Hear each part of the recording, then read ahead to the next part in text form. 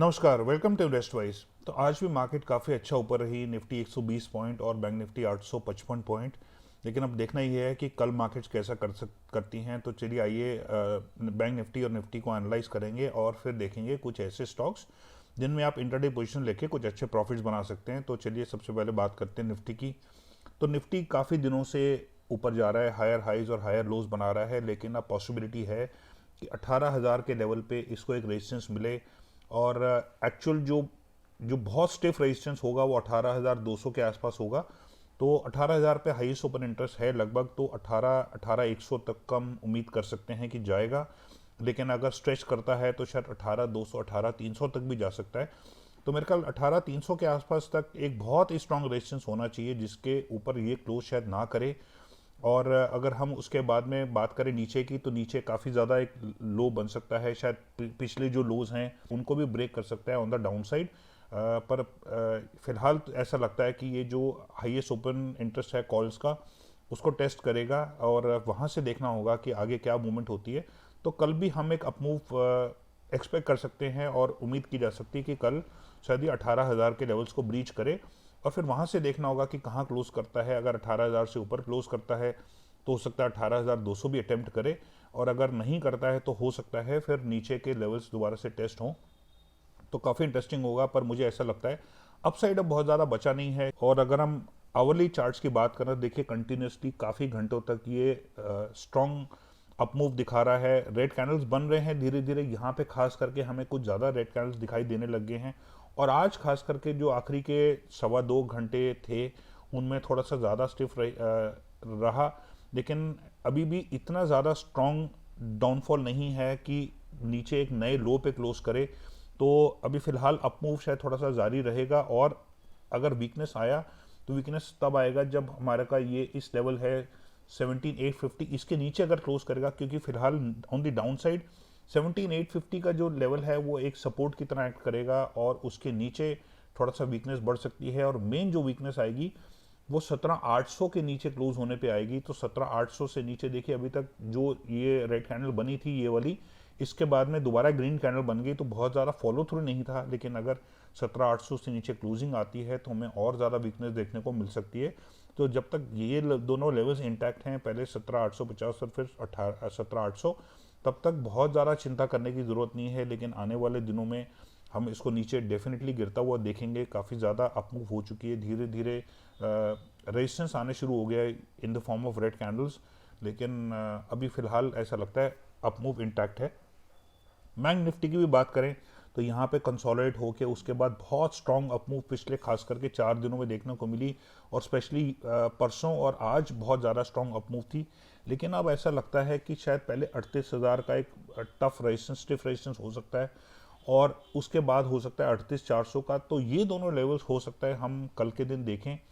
3800 तो लगता है कि आ ही जा सकता है, और उसके बाद में 38,400 जो है वहाँ देखना होगा कि ये रेजिस्टेंस दिखाता है कि नहीं दिखाता। अगर इससे ऊपर क्लोज करता है तो हम आगे और देख सकते हैं, मे बी 38,800 या उससे भी ऊपर। लेकिन अब लगता है कि 38 और 38,400 के बीच में शायद हमें थोड़ा सा दिखना शुरू हो, क्योंकि देखिए यहाँ पे भी थोड़ा सा अपर और लोअर शैडो थोड़ा सा बने थे, खास करके लोअर शैडो, और यहाँ पे भी दोनों साइड में धीरे धीरे शेडोज ज़्यादा बनने शुरू हो चुके हैं। और कल हो सकता है थोड़ा सा हमें बॉडी छोटी मिले, पॉसिबल है, और जो शेडोज़ हैं वो थोड़े लंबे मिलें। तो कल देखना होगा कैसे है, बट फिलहाल ऐसा लगता है कि अभी थोड़ी सी अपमूव इसमें अभी बाकी है।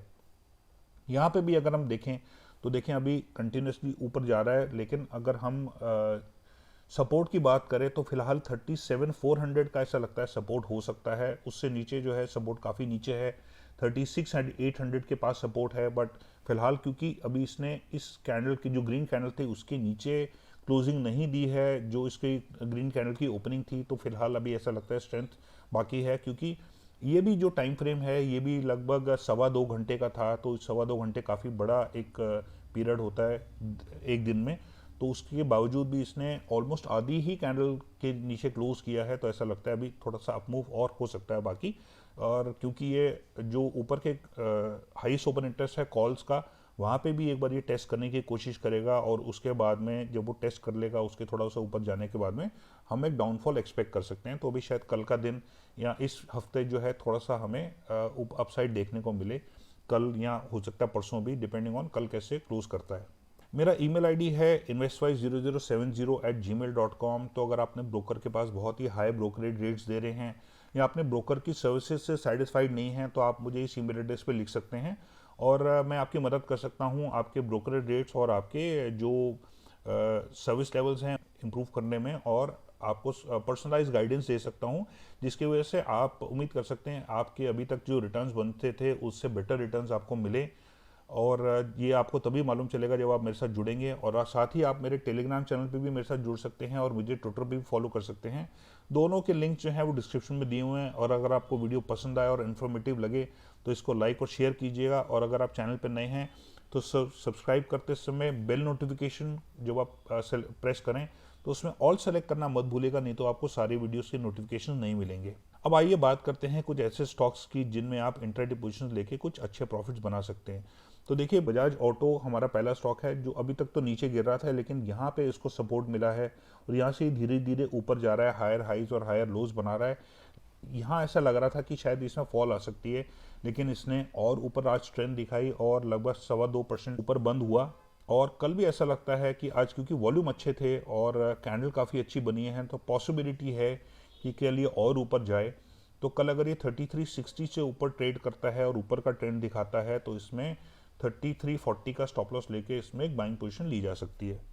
नेक्स्ट स्टॉक है हमारा डीवीज लैब। तो देखिए, डीवी लैब यहाँ नीचे गिर रहा था, यहाँ इसने थोड़ा सा अपसाइड दिखाया, उसके बाद पिछले 3 दिनों से यहाँ पे इसने डोजी पैटर्न बना के नीचे गिरना शुरू किया है। और आज जबकि पिछले 3 दिनों से मार्केट काफ़ी ज़्यादा अच्छी जा रही थी उसके बावजूद भी नीचे गिर रहा है। तो कल भी ऐसा लगता है कि कल भी ये नीचे रहे, क्योंकि इसके जो नीचे जो इसने क्लोजिंग दी है वो अपने लोस के काफ़ी ज़्यादा पास में दी है, यानी कि इसका जो आज का लो था उसके काफ़ी ज़्यादा पास में, कोई ज़्यादा पुल बैक हुआ नहीं और वॉल्यूम भी एवरेज वॉल्यूम्स के आसपास ही थे। तो कल ऐसा लगता है कि कल भी शायद इसका एक नीचे का दिन डाउन डे रह सकता है। तो कल अगर ये 45 से नीचे ट्रेड करता है तो इसमें 4560 का स्टॉप लॉस लेके इसमें एक शॉर्ट पोजीशन ली जा सकती है अगर ये नीचे का ट्रेंड दिखाता है। नेक्स्ट बात करते हैं डिक्सन की। तो डिक्सन ने काफ़ी अच्छे अभी तक रिटर्न्स दिए, लेकिन यहाँ के लेवल्स ये जो हैं 5700 इसको क्रॉस नहीं कर पाया और काफ़ी बार इसने अटेम्प्ट किया, लेकिन उसके ऊपर ज़्यादा क्लोजिंग इसने दी नहीं। हालांकि शैडो उसके ऊपर बने, लेकिन जैसे ये वाला शैडो है इसमें बना, लेकिन उसके बाद में ये अब इसमें सेलिंग आ रही है और पिछले कई दिनों से ये नीचे का ट्रेंड दिखा रहा है।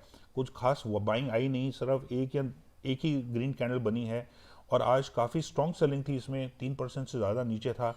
वॉल्यूम भी काफ़ी स्ट्रॉन्ग थे तो और कैंडल भी काफ़ी स्ट्रॉन्ग बनी है और अपने लोज के करीब क्लोज किया। जबकि जैसे हमने बात किया कि पिछले कुछ दिनों से मार्केट काफ़ी ज़्यादा अच्छी जा रही है, उसके बावजूद भी ये ऊपर चढ़ने की जगह अब ये नीचे गिर रहा है। तो ऐसा लगता है इसमें वीकनेस थोड़ा सा और जारी रह सकती है।